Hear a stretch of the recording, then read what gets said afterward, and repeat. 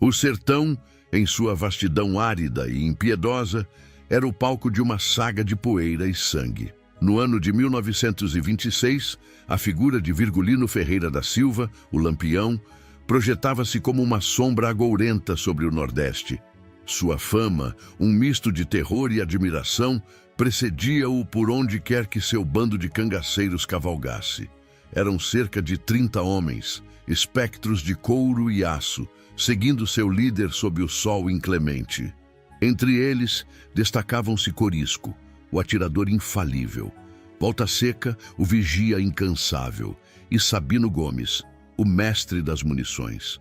Cada um, uma lenda em si mesmo, parte de um todo que desafiava a ordem dos coronéis e a lei dos macacos, como pejorativamente se referiam aos soldados. Capitão, a vida naquele povoado adiante, alertou Corisco, a voz rouca quebrando o silêncio da caatinga. Seus olhos, acostumados à distância, haviam detectado um aglomerado de casas de taipa, um oásis de humanidade em meio à desolação. Lampião, com um gesto, deteve o avanço do bando. Seus olhos pequenos e argutos perscrutaram a cena com a desconfiança de quem aprendeu a sobreviver na fronteira da morte. Havia uma agitação incomum para uma tarde de labuta. Mergulhão, caçula, vão à frente. Se for armadilha, deem o sinal, ordenou o capitão. Os dois cangaceiros, como flechas disparadas de um arco, galoparam em direção ao vilarejo, levantando uma nuvem de poeira avermelhada. O retorno dos batedores trouxe uma notícia inesperada. Não é emboscada, capitão.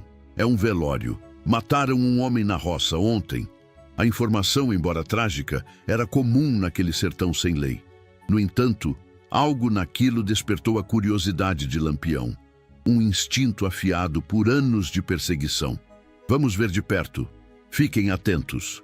Se a polícia aparecer, já sabem o que fazer. O bando desceu a encosta, as armas em punho, a tensão pairando no ar. A chegada dos cangaceiros ao vilarejo foi recebida com um silêncio sepulcral. Portas e janelas se fecharam e as ruas se esvaziaram. Apenas um ancião, com a coragem dos que já viram de tudo, permaneceu em seu caminho. Boa tarde, capitão Lampião, disse ele, a voz trêmula, mas respeitosa. Soube que o senhor estava por essas bandas. E como soube, meu velho? Inquiriu Lampião, desmontando com a agilidade de um felino. No sertão, capitão, notícia ruim voa mais rápido que urubu em carniça. O cangaceiro, de estatura mediana, mas de presença imponente, trazia no rosto as cicatrizes de uma vida de batalhas. Que morte foi essa? O ancião, com um suspiro, revelou a tragédia. Foi Joaquim das Pedras, um lavrador honesto, assassinado na frente da filha, uma menina cega de nascença. A quem o matou? Os jagunços do coronel Bem-vindo Sampaio dizem que Joaquim se recusou a vender suas terras por uma ninharia. O nome do coronel era conhecido por Lampião, um homem poderoso, cujos tentáculos se estendiam por toda a região. Onde está a menina? Na casa, velando o pai. Lampião, movido por um impulso que nem ele mesmo compreendia, decidiu falar com a família. Deixou Corisco no comando do bando e caminhou em direção à casa modesta, de onde emanava um lamento contido. Ao se aproximar, as mulheres que rezavam na varanda emudeceram, o medo estampado em seus rostos. Com licença, disse ele, a voz surpreendentemente suave. Vim prestar meus sentimentos. A viúva, o rosto marcado pela dor, questionou sua presença. O que o senhor quer aqui? Somos gente de paz. Eu sei, minha senhora. Só queria entender o que aconteceu. Foi então que uma voz infantil, clara e firme, se fez ouvir. Mãe, deixe-o entrar. Eu quero falar com ele. Da penumbra da casa surgiu uma menina de uns 12 anos, a magreza contrastando com a força de sua postura. Seus olhos, duas pérolas leitosas, denunciavam a cegueira, mas sua presença irradiava uma coragem que desafiava a escuridão. O senhor é Lampião? Perguntou ela, a voz sem hesitação. Sou eu, menina. E você, como se chama? Maria do Socorro. mas pode me chamar de Socorro. Quero falar com o senhor, a sós. A mãe tentou intervir, mas Lampião, intrigado, anuiu. Vamos para a varanda, Socorro. A menina, com uma naturalidade desconcertante, tomou a mão do cangaceiro, guiando-o para fora. Na varanda, sob a sombra de um umbuzeiro, a menina começou a desfiar a história da tragédia. Meu pai tinha um pedaço de terra bom, com água e tudo. O coronel Bem-vindo queria comprar, mas ofereceu uma miséria. Meu pai não vendeu, disse que era a herança dos filhos. A voz da menina, embora infantil, carregava o peso de uma dor adulta. Ontem, na roça, chegaram 3 homens. Um deles, Zé Rugão, o capanga do coronel. Disseram que era a última chance. Meu pai respondeu que não tinha medo de covarde. Socorro fez uma pausa, revivendo o horror. Então, Zé Rugão atirou no meu pai. Eu corri para ajudar, mas os outros me seguraram. Ele se aproximou do meu pai, caído, e disse que era um exemplo para quem desafiasse o coronel. E deu mais 2 tiros na cabeça dele, perto do meu ouvido. A brutalidade do relato fez o sangue de Lampião ferver. Eles foram embora, mas antes Zé Rugão me disse: olha aí, ceguinha, para você aprender que pobre tem que se curvar para rico. E se alguém da sua família buscar vingança, a gente volta para dar o mesmo fim. A fúria tomou conta do cangaceiro. E agora você quer que eu faça justiça? Eu sei quem o senhor é, Lampião. Sei das suas mortes, mas sei também que o senhor não mata inocente, que protege os fracos. Meu pai dizia que no sertão há 2 justiças, a dos ricos e a dos cangaceiros, e que o senhor, apesar de tudo, era um homem justo. Lampião, em silêncio, ponderava. A vingança era seu ofício, mas aquela era uma guerra perigosa. O coronel Bem-vindo era um inimigo poderoso. Socorro, tenho que te fazer umas perguntas. A vida de muita gente depende das suas respostas. Tem certeza que foi Zé Rugão? Tenho. Reconheço a voz dele em qualquer lugar. E ele chamou um dos outros de Saturnino. Você tem medo do que pode acontecer com sua família se eu for atrás deles? Tenho medo, sim, mas tenho mais medo de viver sabendo que os assassinos do meu pai estão livres. Sabe que se eu entrar nessa guerra, vai ter muito sangue? O primeiro sangue já foi derramado. O que vier depois é consequência. A determinação daquela menina cega selou o destino de Zé Rugão e seus comparsas. Está bem, Socorro. Eu vou fazer justiça pelo seu pai. A partir de hoje, você e sua família estão sob minha proteção. Um sorriso triste, mas aliviado, brotou nos lábios da menina. Obrigada, seu Lampião. Eu sabia que o senhor não ia me abandonar. Lampião, ao se despedir, deu-lhe um conselho que era uma sentença. No sertão, quem não se vinga não se salva. Você fez o certo. Ao se reunir com seus homens, a decisão estava tomada. Corisco, junte o pessoal. Temos trabalho a fazer. Naquela noite, sob o céu estrelado do sertão, a engrenagem da vingança começou a girar. O plano foi traçado com a precisão de um ataque de predador. Lampião, com sua astúcia de guerrilheiro, sabia que um confronto direto com as forças do coronel Bem-vindo seria um suicídio. A estratégia seria a da surpresa, da emboscada, do terror psicológico. Vamos pegar um de cada vez, disse ele a seus homens. Zé Rugão é o primeiro, mas antes vamos mandar um recado para o coronel. O recado foi um ataque a uma das fazendas de Bem-vindo. Um golpe rápido e devastador que deixou um rastro de destruição e a marca inconfundível do cangaço. Uma cruz de balas na porta da Casa Grande. A notícia do ataque se espalhou como fogo em palha seca, chegando aos ouvidos do coronel como um trovão em céu sereno. Bem-vindo, Sampaio, acostumado a ter o sertão a seus pés, sentiu o gosto amargo do desafio. Quem esse desgraçado pensa que é para me desafiar?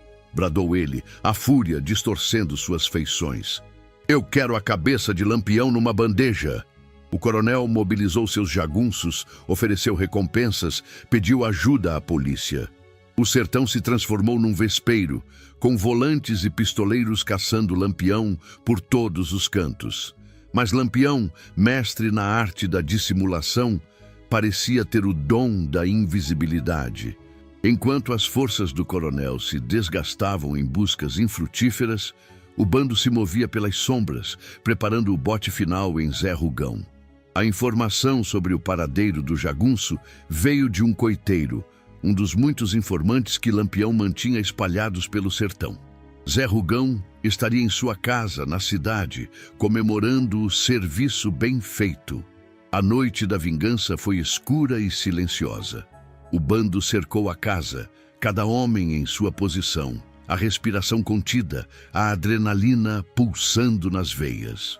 Lampião, com corisco e volta seca, arrombou a porta. Zé Rugão, pego de surpresa, não teve tempo de reagir. Foi arrastado para fora, o medo estampado em seus olhos arrogantes. "Então você é o valente que mata lavrador na frente da filha cega?" disse Lampião, a voz gélida como a lâmina de seu punhal. O jagunço, em desespero, implorou pela vida, ofereceu dinheiro, prometeu lealdade. Mas Lampião era surdo às súplicas de covardes. "O seu pagamento vai ser em chumbo", disse ele, e cumpriu a promessa. A execução de Zé Rugão foi um espetáculo macabro, um aviso para todos os que ousassem derramar o sangue dos inocentes. Seu corpo foi deixado em praça pública, com um bilhete pregado no peito: "A justiça de Lampião não falha." A morte de Zé Rugão foi um golpe duro para o coronel Bem-vindo, mas também uma declaração de guerra. A caçada a Lampião se intensificou, o sertão se tornou um campo de batalha. O bando, agora com a cabeça a prêmio, vivia em constante fuga, dormindo com um olho aberto, sempre pronto para o combate. Mas a vingança ainda não estava completa. Faltava Saturnino, o outro jagunço identificado por Socorro. A busca por Saturnino levou o bando a se embrenhar ainda mais no sertão, a lugares onde a lei era apenas uma palavra vazia. Em meio a tiroteios e perseguições, Lampião não se esquecia da promessa feita a Socorro. A cada vitória, a cada inimigo abatido, ele sentia que estava honrando a confiança daquela menina cega, que em sua escuridão havia lhe mostrado o caminho da justiça. Saturnino foi encontrado num pequeno vilarejo, disfarçado de comerciante. A abordagem foi sutil, sem alarde. Lampião, disfarçado de vaqueiro, o atraiu para uma conversa. Ao confirmar sua identidade, a sentença foi decretada. A execução desta vez foi silenciosa. Um corte preciso na garganta, a marca dos que morrem como traidores. O corpo foi desovado num rio, para que os peixes se encarregassem de apagar os vestígios do crime. Com a morte dos dois jagunços, a vingança de Socorro estava completa. Mas a guerra contra o coronel Bem-vindo estava longe de terminar. O ódio do coronel, alimentado pela humilhação, se tornou uma obsessão. Ele jurou que não descansaria enquanto não visse Lampião morto. O sertão, já castigado pela seca e pela miséria, se viu mergulhado numa espiral de violência sem fim. Lampião, por sua vez, sabia que havia despertado um inimigo poderoso, mas não se arrependia. A cada novo combate, a cada macaco que tombava, ele se lembrava dos olhos cegos de Socorro, da coragem daquela menina que, em meio à dor e ao desamparo, havia lhe pedido justiça. E ele, o rei do cangaço, o bandido mais temido do sertão, havia se tornado o instrumento de sua vingança. A história da menina cega que pediu justiça a Lampião se tornou uma lenda no sertão. Contada em versos de cordel, cantada em toadas de viola, ela se espalhou pelos 4 cantos do Nordeste, um testemunho da complexa teia de violência, honra e justiça que tecia a vida naquele tempo. E Lampião, o cangaceiro de alma atormentada, seguiu sua jornada de sangue e fogo, deixando para trás um rastro de mortes e um legado de controvérsias. Mas para Socorro, a menina que viu o inferno responder ao seu clamor, ele seria para sempre o anjo vingador que lhe devolveu a dignidade e a paz de espírito. Os anos se passaram. O cangaço teve seu fim. Lampião e seu bando foram massacrados em Angicos.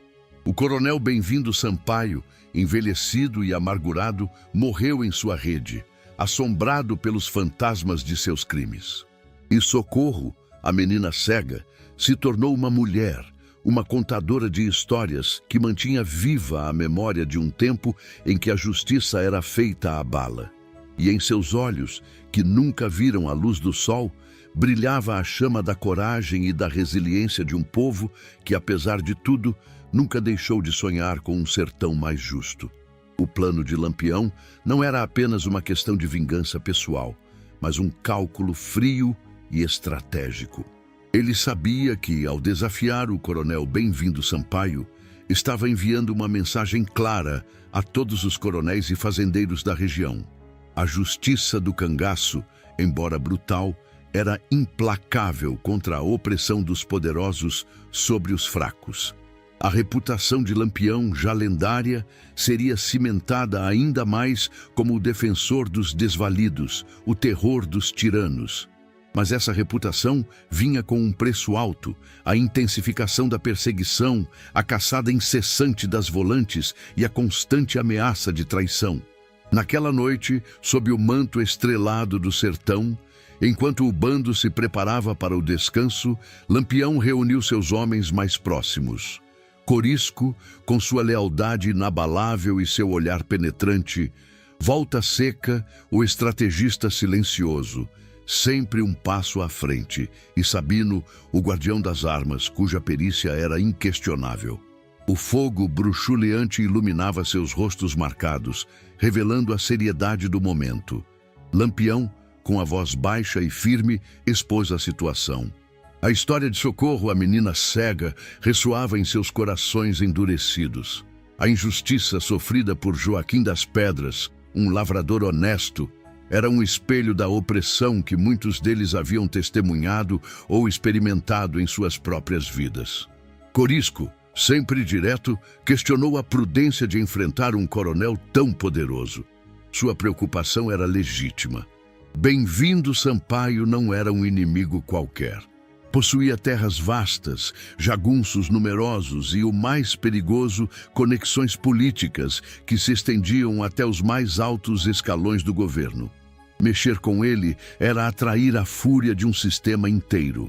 Volta Seca, com sua calma habitual, ponderou sobre as consequências, a perseguição que se seguiria, a vida de constante fuga que se tornaria ainda mais árdua. Sabino, por sua vez, com a faca reluzindo em suas mãos, declarou sua lealdade incondicional, mas ressaltou a necessidade de um plano meticuloso. Não era hora para impulsos, mas para a astúcia que os mantivera vivos por tanto tempo. Lampião ouviu a todos, seus olhos fixos nas chamas, absorvendo cada palavra. Ele sabia dos riscos, mas a imagem de Socorro, com sua coragem inabalável e sua fé na justiça do cangaço, não saía de sua mente. Como poderia ele, o rei do cangaço, recusar o pedido de uma criança cega que buscava reparação para a morte brutal de seu pai? Sua honra, seu código de conduta, embora peculiar, exigia uma resposta. Ele não era um assassino indiscriminado. Sua violência tinha um propósito, uma lógica retorcida de justiça em um mundo sem lei. Aquele pedido era um teste, uma validação de sua própria existência como um justiceiro do sertão. O plano foi elaborado nos mínimos detalhes, sob o olhar atento das estrelas. A primeira etapa seria um aviso, um golpe simbólico que atingiria o orgulho e o poder do coronel. Uma das fazendas de Bem-vindo Sampaio, conhecida por sua riqueza e por ser um símbolo da opressão, seria o alvo. O ataque seria rápido, preciso, deixando claro que Lampião estava de volta e que sua fúria era direcionada. A ideia não era saquear, mas humilhar, deixar uma marca indelével que ecoaria por todo o sertão. A cruz de balas, o símbolo do cangaço, seria gravada na porta da Casa Grande, um lembrete sombrio da presença do rei do cangaço. O ataque à fazenda foi executado com a eficiência de uma máquina bem azeitada. O bando, movendo-se como sombras na noite, surpreendeu os poucos jagunços de guarda. Não houve mortes desnecessárias, apenas a destruição calculada de bens e a mensagem clara deixada para o coronel. A notícia se espalhou como um incêndio na Caatinga Seca, chegando aos ouvidos de Bem-vindo Sampaio como um golpe de martelo. O coronel, um homem acostumado a impor sua vontade sem contestação, sentiu a humilhação queimar em suas veias. Sua ira foi monumental, um rugido que ecoou por seus domínios. Ele jurou vingança, mobilizando todos os seus recursos, jagunços, pistoleiros de aluguel e, claro, a polícia, que sempre esteve a seu serviço. O sertão se transformou em um caldeirão de perseguição. Volantes e pistoleiros, sedentos pela recompensa e pela glória de capturar Lampião, vasculhavam cada canto, cada grota, cada esconderijo. Mas Lampião, com sua experiência de anos fugindo da lei, era um fantasma. Ele e seu bando se moviam com a agilidade de animais selvagens, conhecendo cada trilha, cada atalho, cada refúgio. A caçada era incessante, mas infrutífera. Enquanto isso, Lampião pacientemente aguardava o momento certo para o bote final em Zé Rugão, o primeiro alvo de sua promessa a socorro. A informação sobre Zé Rugão veio de um coiteiro, um homem simples que, como tantos outros, havia sido beneficiado pela generosidade de Lampião em algum momento. Zé Rugão, em sua arrogância, havia retornado à cidade, celebrando sua impunidade e o sucesso de seu crime. Ele se sentia seguro, protegido pelo poder do coronel, alheio à teia de vingança que se fechava ao seu redor. A noite escolhida para a execução foi uma noite sem lua, escura como a alma do jagunço.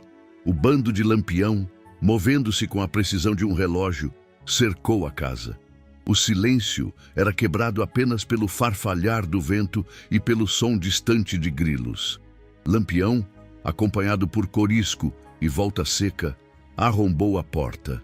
Zé Rugão, pego em seu sono de covarde, não teve tempo de reagir. O medo, um sentimento que ele tanto infligira aos outros, agora o paralisava. Foi arrastado para fora, seus olhos arregalados de terror, as súplicas engasgadas em sua garganta. Lampião, com a voz fria e cortante, confrontou-o com seus crimes. A imagem de Joaquim das Pedras caído na roça e a voz de socorro pedindo justiça ecoavam em sua mente. Zé Rugão implorou, ofereceu riquezas, prometeu lealdade eterna. Mas Lampião era um juiz implacável e a sentença já havia sido proferida. O fim de Zé Rugão foi brutal, um espetáculo de horror que serviria de aviso.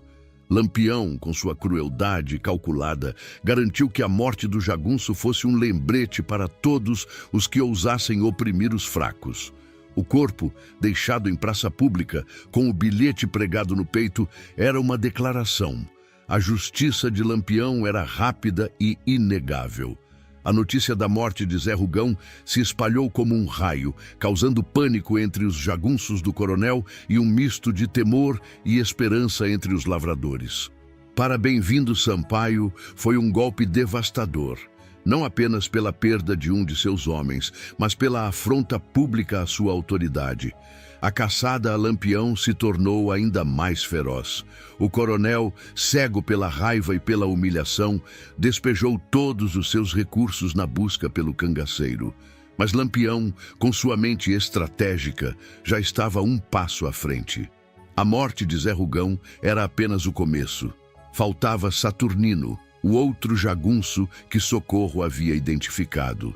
A busca por Saturnino levou o bando a se aprofundar ainda mais no coração do sertão, em um jogo de gato e rato que testava os limites de sua resistência e astúcia. Em meio a tiroteios, emboscadas e perseguições implacáveis, Lampião nunca se esqueceu da promessa feita à menina cega. A cada inimigo abatido, a cada obstáculo superado, ele sentia que estava honrando a confiança de Socorro, a menina que, em sua escuridão, havia acendido a chama da justiça em seu coração. Saturnino, mais cauteloso que Zé Rugão, havia se escondido em um vilarejo distante, assumindo a identidade de um comerciante. Mas o sertão tinha olhos e ouvidos em todos os lugares, e a rede de informantes de Lampião era vasta e eficiente. A abordagem foi discreta, sem levantar suspeitas. Lampião, disfarçado, aproximou-se de Saturnino, iniciando uma conversa casual. A confirmação da identidade do jagunço selou seu destino. A execução, desta vez, foi silenciosa. Um ato de justiça sombria, um corte preciso que encerrou a vida de mais um opressor. O corpo de Saturnino foi entregue às águas do rio, para que a correnteza levasse consigo os vestígios de sua maldade. Com a morte dos dois jagunços, a promessa de Lampião a Socorro estava cumprida. A vingança, embora sangrenta, havia sido entregue. Mas a guerra contra o coronel Bem-vindo Sampaio estava longe de terminar. O ódio do coronel, agora uma ferida aberta, se transformou em uma obsessão doentia. Ele jurou que não haveria paz no sertão enquanto Lampião estivesse vivo. A violência se intensificou, arrastando inocentes para o turbilhão de sangue e fogo. O sertão, já castigado pela seca e pela miséria, se viu mergulhado em um inferno de perseguição e retaliação. Lampião, por sua vez, sabia que havia despertado um inimigo formidável, mas não havia arrependimento em seu coração. A cada novo confronto, a cada vitória sobre as forças do coronel, ele se lembrava dos olhos cegos de Socorro, da coragem daquela menina que, em sua fragilidade, havia lhe confiado a tarefa de restaurar a justiça. Ele, o rei do cangaço, o bandido mais temido, havia se tornado o instrumento de uma vingança que transcendia o pessoal, tornando-se um símbolo de resistência contra a tirania. A história da menina cega e do cangaceiro justiceiro se espalhou como um eco pelas veredas do sertão, contada em prosas e versos, perpetuando a lenda de Lampião como um herói controverso, um bandido que, à sua maneira, buscava a redenção. Os anos se esvaíram como a água da chuva no solo seco do sertão. O cangaço, com sua era de glória e terror, chegou ao fim. Lampião e seu bando, após anos de perseguição implacável, encontraram seu destino trágico em Angicos, ceifados pela volância. O coronel Bem-vindo Sampaio, um homem que viveu e morreu pela força, definhou em sua fazenda, assombrado pelos fantasmas de seus crimes e pela memória daquele que ousou desafiá-lo. E Socorro, a menina cega que havia clamado por justiça, cresceu, tornando-se uma mulher sábia e resiliente. Ela se tornou a guardiã das histórias, a voz que mantinha viva a memória de um tempo em que a linha entre o bem e o mal era tênue e a justiça muitas vezes vinha em forma de bala. Em seus olhos, que nunca viram a luz do sol, brilhava a chama inextinguível da coragem e da esperança, um farol em meio à escuridão do sertão, um lembrete de que, mesmo nas maiores adversidades, a busca por justiça nunca morre.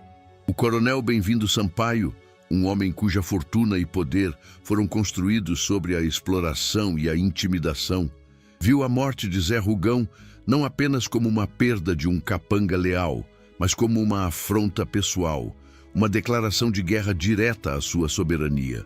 Sua raiva, antes contida em murmúrios e ameaças veladas, explodiu em um furor incontrolável. Ele convocou seus homens, os jagunços mais temidos de suas fazendas, e ordenou que não poupassem esforços na caçada a Lampião. A recompensa pela cabeça do cangaceiro foi dobrada, e mensagens foram enviadas às autoridades exigindo uma ação imediata e implacável contra o bando. O sertão, já um barril de pólvora, estava prestes a explodir.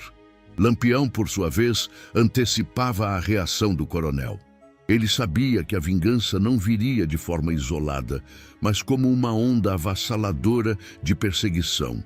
No entanto, a promessa feita a Socorro, a menina cega, era um pacto de honra que ele não podia quebrar.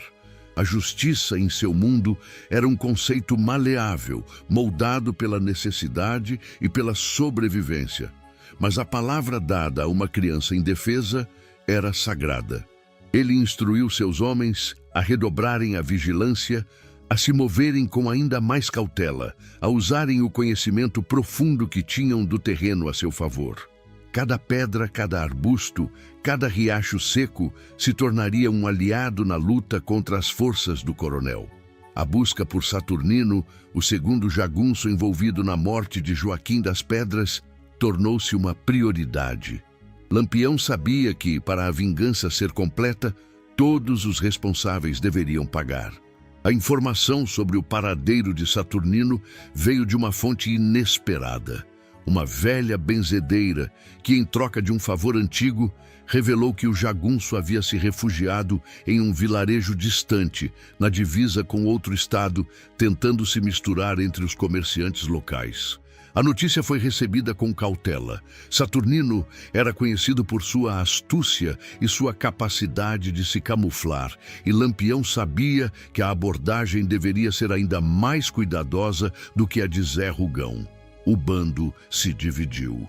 Uma parte, liderada por Corisco, continuaria a distrair as forças do coronel, criando falsas pistas e emboscadas menores para manter a perseguição ativa em outras áreas. Lampião, com Volta Seca e Sabino, partiu em uma jornada sigilosa, atravessando caatingas e serras, evitando povoados e estradas principais. A viagem foi longa e exaustiva, sob o sol escaldante e as noites frias do sertão. A cada passo, Lampião refletia sobre a ironia de sua existência. Um homem fora da lei, caçado por todos, mas que se via na posição de executor de uma justiça que o sistema legal se recusava a oferecer aos mais fracos. Ao chegarem ao vilarejo, Lampião e seus homens agiram com a discrição de sombras. Observaram Saturnino por dias, estudando seus hábitos, seus movimentos, seus pontos fracos. O jagunço, agora um comerciante de fachada, parecia ter abandonado sua vida de violência, mas Lampião sabia que a maldade estava enraizada em sua alma. A oportunidade surgiu durante uma feira local, quando Saturnino, em um momento de descuido, se afastou da multidão. Lampião, disfarçado de vaqueiro, aproximou-se, iniciando uma conversa aparentemente inofensiva.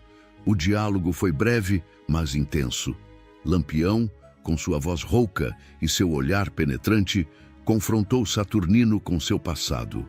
O jagunço, inicialmente arrogante, viu o disfarce do vaqueiro se desfazer, revelando a figura temida do rei do cangaço.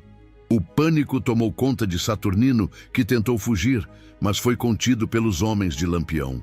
A execução foi rápida e silenciosa. Um golpe certeiro que encerrou a vida do jagunço, sem alarde, sem gritos, sem testemunhas. O corpo de Saturnino foi levado para um local isolado e entregue às águas de um rio, para que a correnteza levasse consigo não apenas o corpo, mas também a memória de seus crimes. Um fim sem honra, sem sepultura, sem lamento. Com a morte de Saturnino, a promessa de Lampião a socorro estava finalmente cumprida. A vingança, embora não trouxesse de volta Joaquim das Pedras, havia restaurado um senso de equilíbrio, uma retribuição que o sertão exigia. Lampião sentiu um peso ser retirado de seus ombros, mas sabia que a guerra contra o coronel Bem-vindo Sampaio estava longe de terminar. A morte dos dois jagunços, em vez de apaziguar o coronel, apenas inflamou ainda mais seu ódio. Ele viu a ação de Lampião como uma afronta direta, uma declaração de que ninguém, nem mesmo o mais poderoso coronel, estava acima da lei do cangaço. O sertão se tornou um campo de batalha sem trégua. A perseguição a Lampião e seu bando se intensificou a níveis nunca antes vistos. Volantes e jagunços, agora mais numerosos e determinados, vasculhavam cada palmo de terra, cada esconderijo, cada grota. A vida do cangaceiro se tornou uma fuga constante, um jogo de sobrevivência onde cada dia era uma vitória. Mas Lampião, com sua resiliência inabalável, não se curvava. Ele se lembrava dos olhos cegos de Socorro, da fé inabalável daquela menina que, em sua escuridão, havia enxergado a luz da justiça em seu coração. Essa memória era seu combustível, sua motivação para continuar a luta. A história da menina cega que pediu justiça a Lampião e viu o inferno responder se tornou um mito, uma lenda contada e recontada nas noites de lua cheia, nas rodas de fogueira, nos versos dos repentistas. Ela se espalhou por todo o Nordeste, um testemunho da complexidade do sertão, onde a linha entre o bem e o mal era tênue e a justiça, muitas vezes, era feita pelas mãos de homens como Lampião. Ele, o rei do cangaço, o bandido mais temido, havia se tornado à sua maneira um anjo vingador, um instrumento de retribuição para aqueles que não tinham voz. Os anos se esvaíram como a areia entre os dedos. O cangaço, com sua era de glória e terror, chegou ao seu fim inevitável. Lampião e seu bando, após anos de perseguição implacável, encontraram seu destino trágico em Angicos, em uma emboscada que selou o fim de uma era. O coronel Bem-vindo Sampaio, envelhecido e amargurado, morreu em sua fazenda, assombrado pelos fantasmas de seus crimes e pela memória daquele que ousou desafiá-lo. Sua vida, marcada pela tirania, terminou em solidão e ressentimento, sem a paz que ele tanto negou aos outros. E Socorro, a menina cega que havia clamado por justiça, cresceu, tornando-se uma mulher sábia e resiliente. Ela se tornou a guardiã das histórias, a voz que mantinha viva a memória de um tempo em que a lei era falha e a justiça muitas vezes era um ato de coragem e desespero. Em seus olhos, que nunca viram a luz do sol, brilhava a chama inextinguível da coragem e da esperança. Um farol em meio à escuridão do sertão. Um lembrete de que, mesmo nas maiores adversidades, a busca por justiça nunca morre. Ela contava sua história, não com ódio, mas com a sabedoria de quem compreendeu que a vingança, embora satisfatória, era apenas um capítulo em uma saga muito maior de luta por dignidade e respeito. E assim, a lenda de Lampião, o justiceiro do sertão, e de Socorro, a menina que o inspirou, perdurou, ecoando através das gerações um testemunho da força indomável do espírito humano diante da opressão.